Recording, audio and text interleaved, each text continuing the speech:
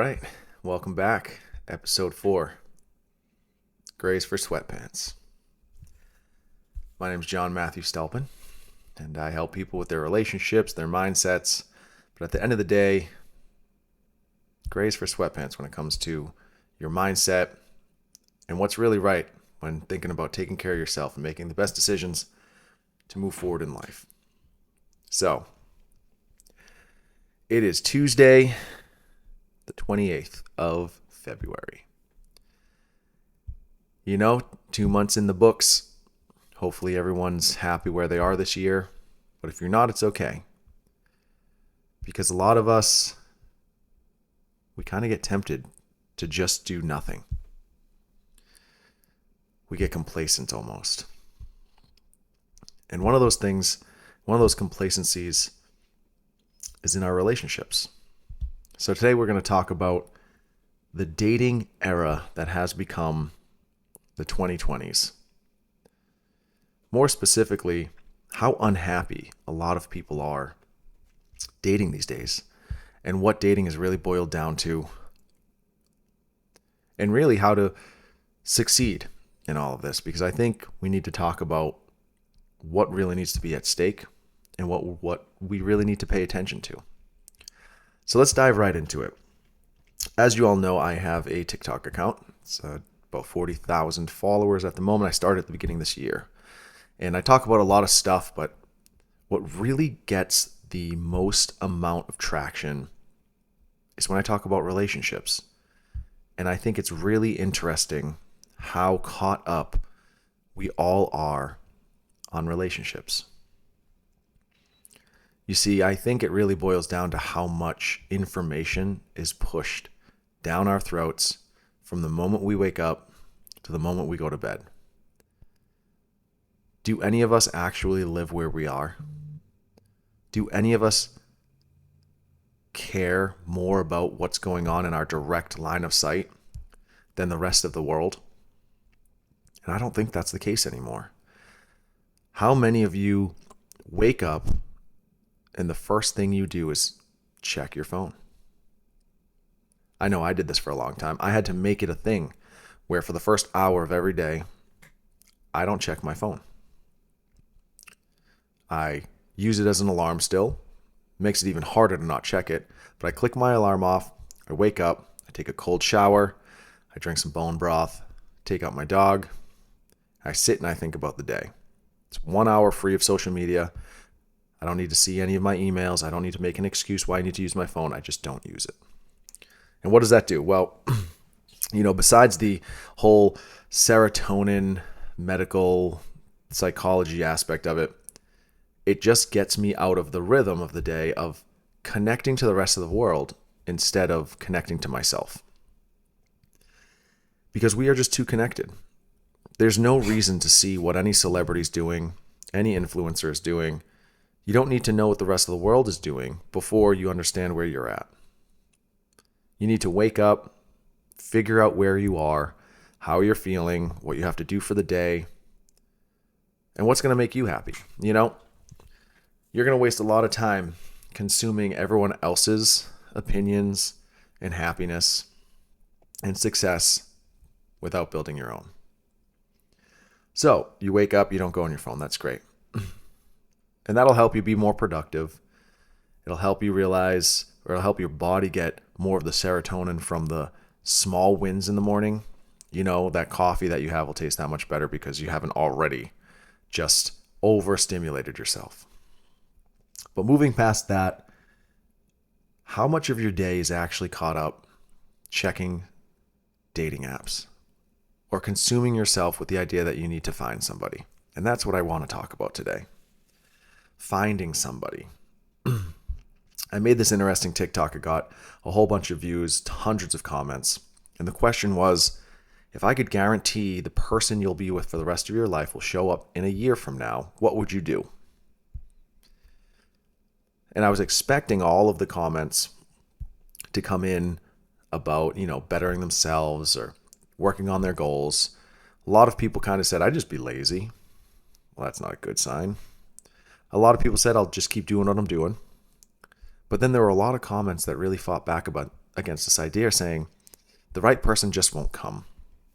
And what I realize is that a short form TikTok video is not the best way to correctly put out an idea. So what did I mean by that question?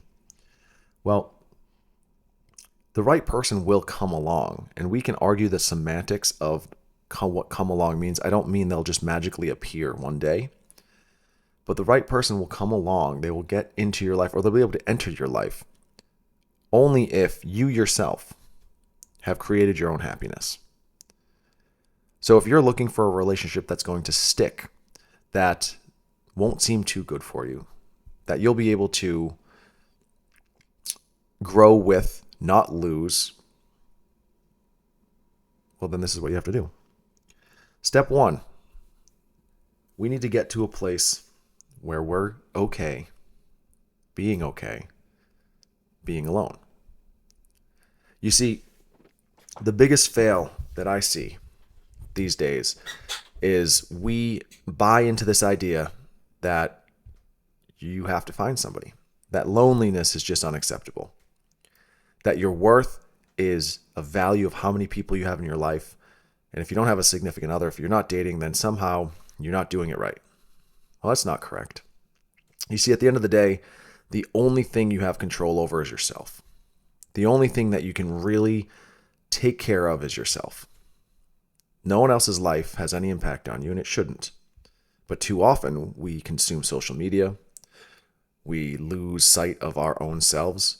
We're scared to be alone, so we seek other people. Now, we're going to start taking care of ourselves, and what does that mean? Well, that means we're going to start working out. We're going to start reading. We're going to start figuring out what we want to do with our life. But most importantly, I ask people this question. I say, if you were to look in the mirror right now and tell yourself that you might be alone for the rest of your life, would you be happy? Most of us can't say yes to that question. And I'm not saying you have to be perfectly content without anybody. And I don't want you to get callous to the idea that you don't need anyone because now you're good and now you resent the fact of needing someone. No, instead, what we're going to do is we're going to make sure that every day our happiness is controlled by us. We are in control of our emotions. The things that make us sad, the things that make us happy. What we want to do. We don't spend enough time thinking about what we actually want. Instead, we go on social media. We see what other people are doing. We see what makes other people happy. That's not for us. Millions of dollars might make somebody happy, or it looks happy, because remember, social media is just a bunch of entertainment info. It's not real. So what makes you happy? Well, we're going to look at that, and we're going to figure it out. And why are we so caught up with the rest of the world? Because most of the entertainment we see is about drama.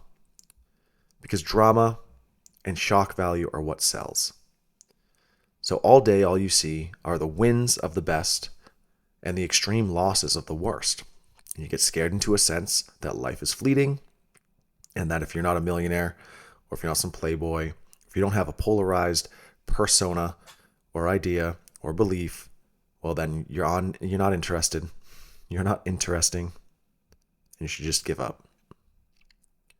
So let's take a step back. We're off our phones in the beginning of the day. But we're not going to start to look at the rest of the world as it impacts us. Someone living an amazing life in California, if you live in Kentucky, doesn't matter. And the politics of another state, yes, you should be aware of how they could affect you, but they're not important. They don't matter to where you live. And let's stop with this idea that we need to find somebody.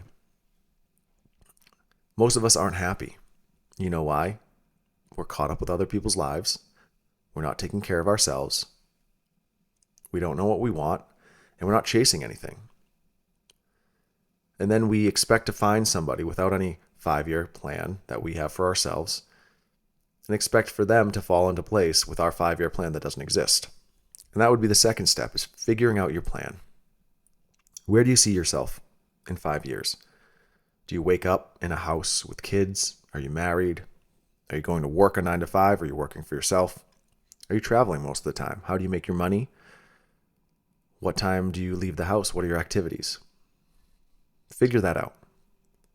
Without that plan, without that idea, how could you ever expect someone to come along and join that path? Not knowing is like rolling a million-sided dice that someone's going to come along and you'll just figure it out, because at the end of the day, we do have a structured idea of what will make us happy. We just haven't thought about it.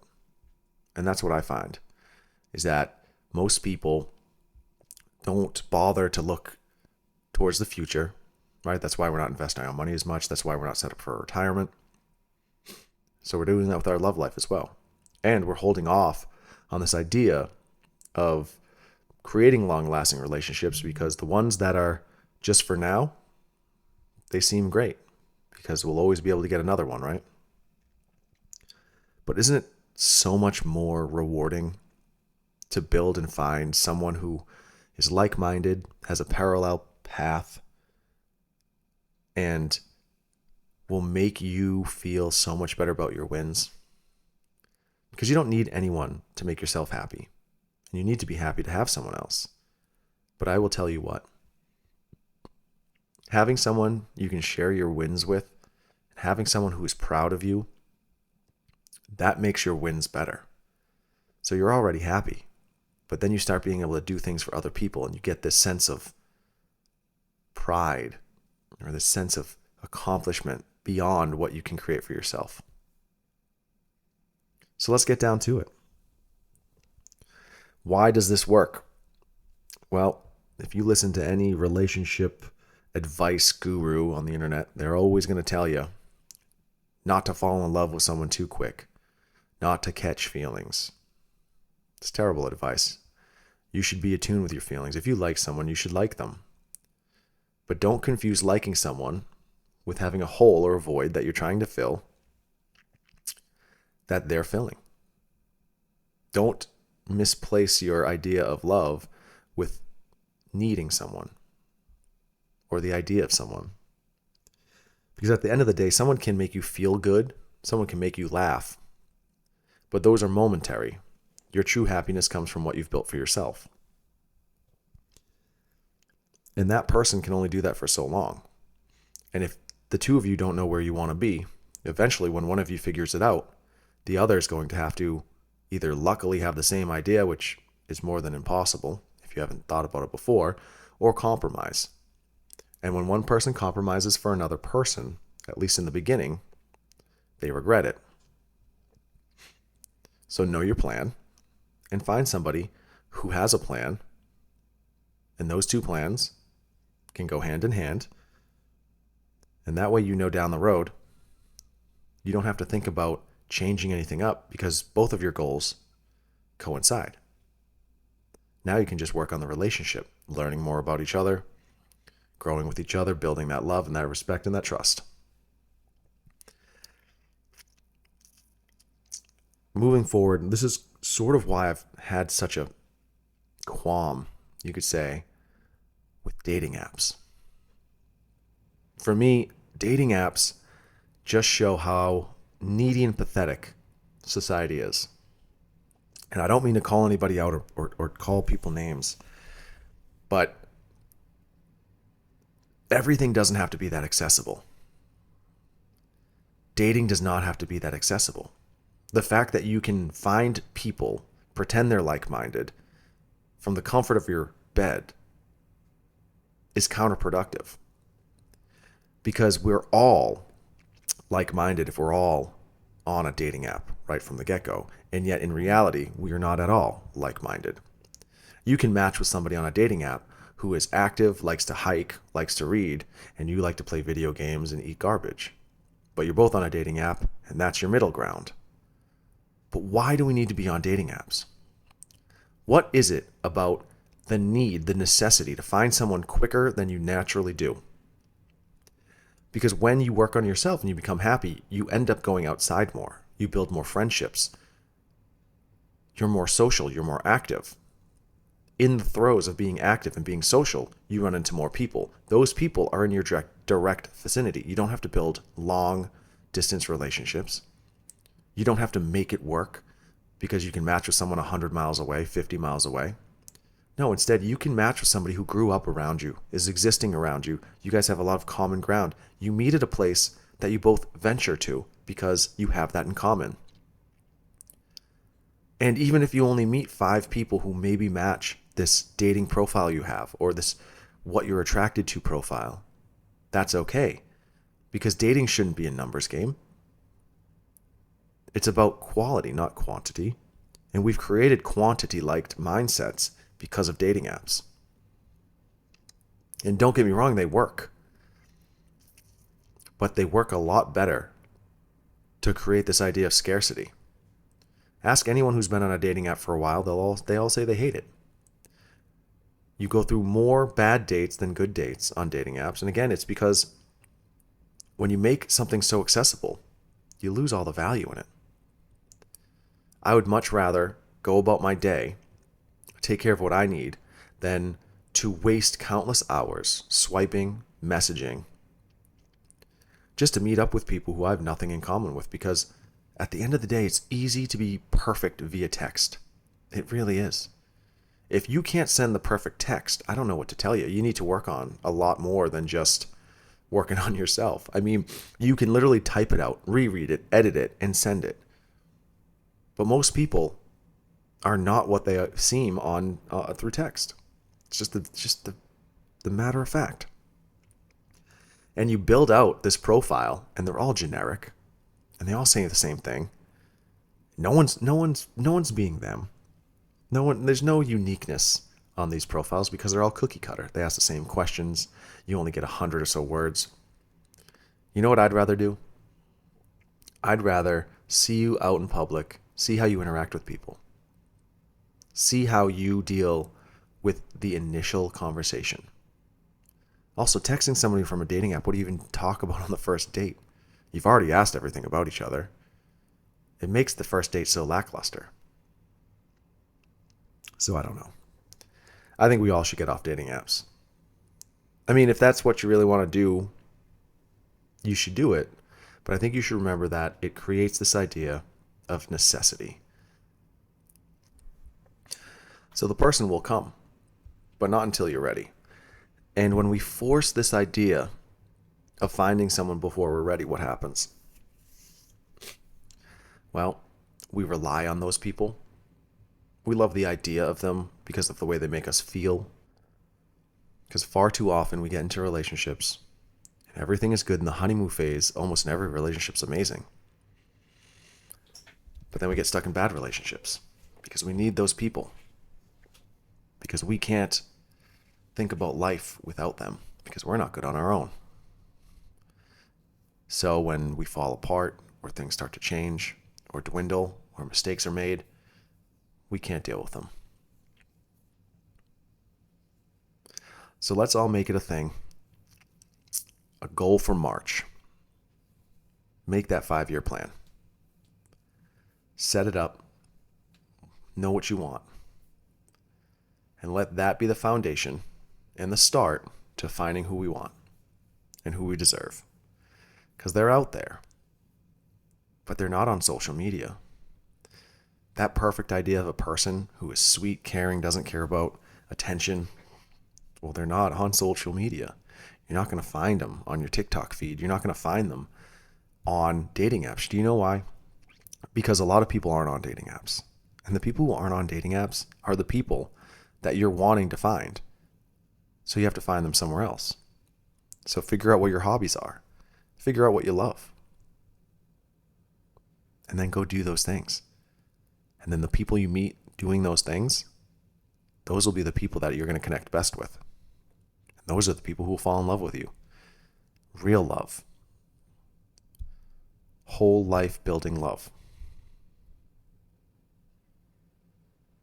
So I wish you all happiness. And if you want more, or you need help with this, or you want to build out your own plan with me, feel free to go check out my TikTok. Schedule time. We can do it. Other than that, I hope you have a great rest of the week. Happy Tuesday. And I'll be back.